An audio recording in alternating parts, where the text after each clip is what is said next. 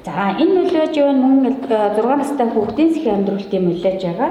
За энэ дээр оюутнууд бие дааж хийх боломжтой үйлдэл нь юу вэ гэхээр артерийн даралт хэмжих байгаа. За артерийн даралтыг хэмжихтэй эхлээд заавал энэ монитор руу бид нэр асаа. За энийг асаагаад за эндээс багшаал урдчлаад тухайн хүүхдийн артерийн даралтыг хэрхэн хэмжихийг ингээд тохируулаад өгсөн байгаа.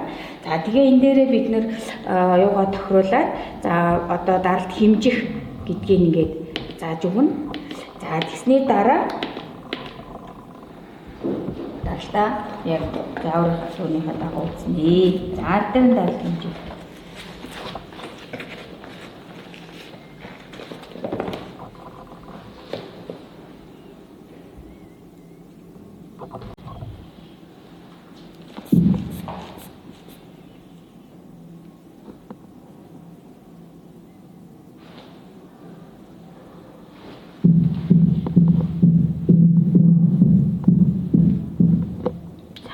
Байна.